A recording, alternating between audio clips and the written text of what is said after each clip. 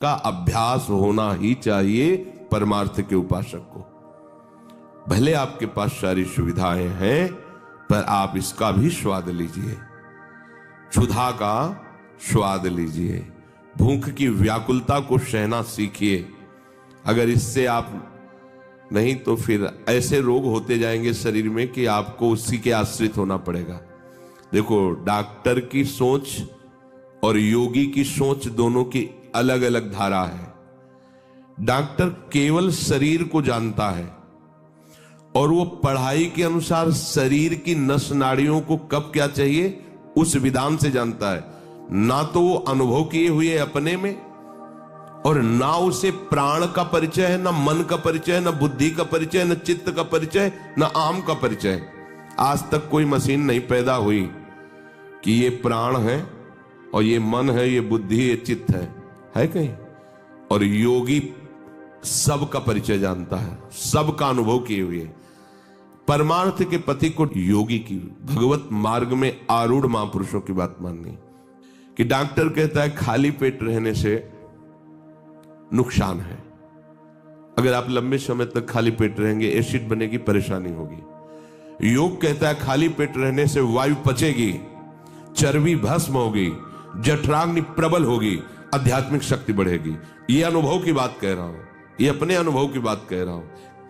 कई दिन भोजन नहीं मिला।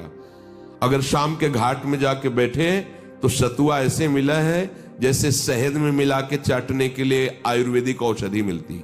इतना इतना सतुआ सबके ढक्कन में डाल, सैकड़ों भिक्षुक बैठे हुए हैं घाट में, कोई एक थोड़ी बैठा।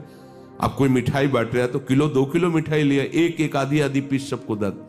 बस एक बार 2 बार जो मिला उसी समय 10-20 मिनट में उठे, बस चल दिए। तब तो हमें बहुत भारी बीमार हो जाना चाहिए था डॉक्टर के अनुसार।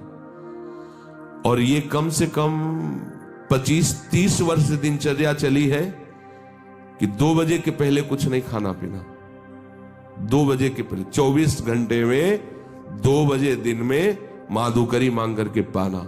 शाम के अगर बिहारी जी के गए उधर मिल गया कुछ भिक्षा में थोड़ा डाल लिया, नहीं चाय नाश्ता ये सब कभी कुछ नहीं। और कभी जुकाम नहीं हुआ, कभी बुखार नहीं हुआ, कभी परेशान नहीं हुई। अब ये रोग के कारण फिर प्रकृति का वार सहना असमर्थता के कारण असंभव हो गया। इसलिए सुविधाएं साधु को सुविधा नष्ट करती है।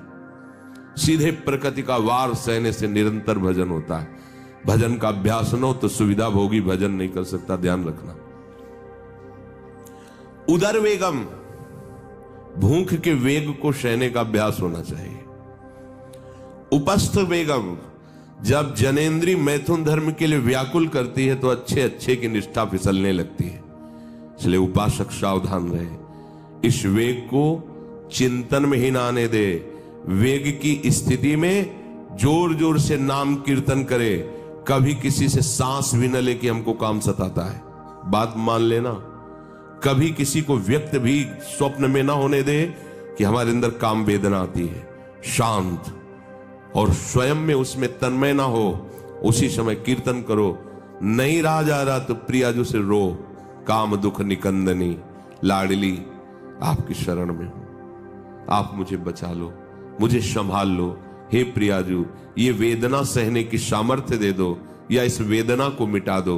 प्रार्थना करो अपने आराध्य देव से। यदि प्रार्थना करने की जरूरत नहीं है, पर यदि आप ऐसा समझते हैं कि मैं सहन नहीं कर पा रहा तो प्रार्थना कीजिए और उस समय चिंतन को बचाइए। अगर आपका चिंतन बच गया तो फिर चेष्टा नहीं होने पाएगी। चिंतन नहीं बचा तो आप फिर चेष्टा युक्त हो जाएंगे। ये वेग वाणी का, मन का, क्रोध का, हिंसा का, उदर का, उपस्थ का यदि आप नहीं सहन करते तो ये आपके भजन में बाधा डाल देंगे, निरंतर भजन नहीं होने देंगे।